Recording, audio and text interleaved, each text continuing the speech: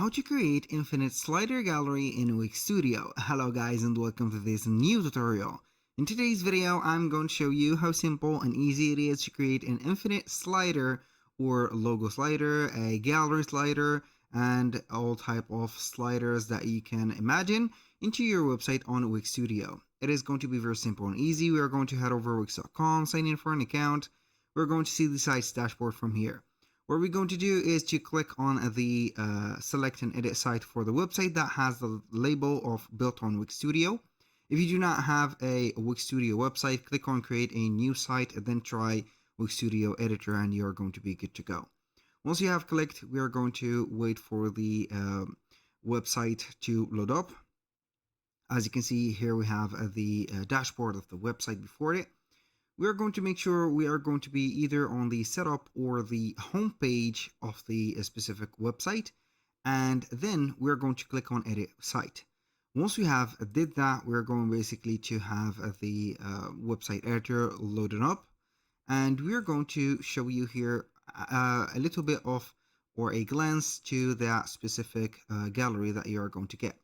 Basically, it is going to be something like this. I'm going to put a preview. Wait for a few seconds, and normally you're going to have the infinite effect gallery like this. Do not mind this one, please. You're going to have it just like that. You can go ahead and have it like this. Now, how we can create this gallery? Basically, it is going to be a very simple thing. So I'm going to let you see how we can create it. It is going to be very simple. So I'm going to delete this and that. So you can start by adding a new section. So I'm going to add a new section. This section is going to contain some elements. So basically, we're going to have here the elements. We are going to click on the plus button from here or there. Click on images. For example, I'm going to have the image like that. So the first image, I'm going to put it as much as I want for the dimensions. Stretch it up or let it as it is. I'm going to have it like that. And then we're going to duplicate that image by pressing Ctrl and clicking D. So this is the first duplicate. So what I am going to do basically is to have the two images. I'm going to gather them together, and then we're going to put also or press Ctrl D. So we're going to have this group of the images. I'm going to have them, let's say here, glued together, and nearly we are going to save the same gap between them. So I see that this gap is not going to be that perfect, but maybe it is going to be like that. So this is something that we're going to regulate because maybe some of the images are going to be not, let's say here, that well organized. Now what I am going to do is to select the last image with the first image, and we're going to stack them together. This is the first thing. Now, I'm going to select one of the images and change it, or I'm going basically to change all the images. So we can go ahead and have to upload our media, or we can choose from the media from Wix. I'm going to choose only the media from Wix because I do not have a lot of images, and it is going to be also free to use. I'm going to select the other one or the other, let's say, image. I'm going to have it like that. Double tap on it. If you do not have the right to click on it, please unstack the images and you're going to have them together later. So we are going to change here the appearance of each one of the images. I'm going to have this. So I'm going to do that or change the images. Why? Because basically I am going only to need it to distinguish each one of the images separately. So I'm going to have this one, and the final one is going to be like that. So I'm going to change the last one for another image. So let's see here. We're going to have maybe this one. I'm going to click on it, update, and boom. Now I'm going to stack them together again. I'm going to select the last image, press shift, the first one, click on it, and we're going to stack. Now what I am going to do is to have the images. As you can see, we have committed a fault. This fault is going to need the stacking for each one of the images. I'm going to have here a little bit of a problem. So I'm going to select this one and select everything manually. Stack them together. Now we are going to move them to the side, just like that. And we're going to position them. So now I'm going to press Ctrl D, and we're going to have a duplicate of the images. So we are going to place them here. I'm going to save the distance between the images, just like that. So now I'm going to change the images to another one, or to other images. So it is going to be a little bit of a long process, but bear with me. It is going to be necessary in here. So we are going to update or change the images. So we are going to distinguish those images later. So I'm going to have the chocolate one, this one also added. I'm going to change this also. So we are going to have them together just like that. I'm going to have maybe this jacket. Doesn't matter a lot. I'm going to have here another image. And it is going to be this, I think. Asian Village. Cool. Now what I'm going to do is to select the images in here. As you can see, they are not going to be selected. I'm going to stack them. I think that they have been stacked, so this is a good news.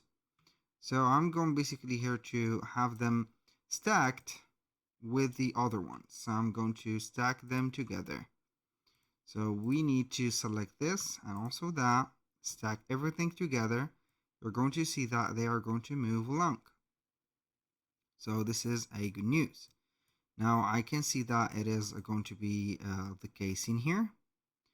So I'm going to have here also another duplicate. So we are going to have a little bit of the spacing equal. Boom. So let's see here if we're going to have everything in order. Now what I am going to do is to hit the stack also, stack everything together. So here we have everything stacked. This is a gallery. Now what I am going to do is to open up the inspector, and then we're going to head over the animations and effect. Now we're going to head over the loop or the infinite. It is going to be called loop. Click on add, and we're going to have the animation or the effect of cross. Click on it and you're going to see the crossing effect. I'm going to click on adjust the animation. I'm going to increase a little bit of the duration, and the repeat delay is going to be 0.5, for example. We're going to set up the preview, and it is going to be a loop effect, or it is going to be, as you can see here, an infinite effect. So with that, it is going to be the best method that you can use. Basically, if you're going to have something else in mind, like having a widget like this, I highly recommend for you to use Elfsight. Elfsight is going to be a platform that will help you to create widgets such as these, and this widget particularly is going to be named logo slider. So we are going to head over Elfsight, head over widgets, tools. On the categories, we're going to find logo showcase. Click on it and it is going to be something like that. I'm going to view my widget because I have already created it, and it is going to be the same as this. So we are going to click on edit. Boom, this is the widget. When I have the hover, or I hover the mouse above it, it is going to stop because I have set up this. You can modify the header, the call to action button could be added, the logos could be also modified. We have the layout. You can go ahead and use the carousel or the ticker, which is going to have the infinite loop or the infinite gallery. So you can set up the width to full width. The logo size could be changed. The spacing between the logos also is going to be something that you can control. Here we have the mobile behavior, also the random order, and the style is going to be like that. So basically it is going to be something that you can use. Click on publish, close, click on install. So we are going to have here the embed code. We're going to have it right there. Copy that code.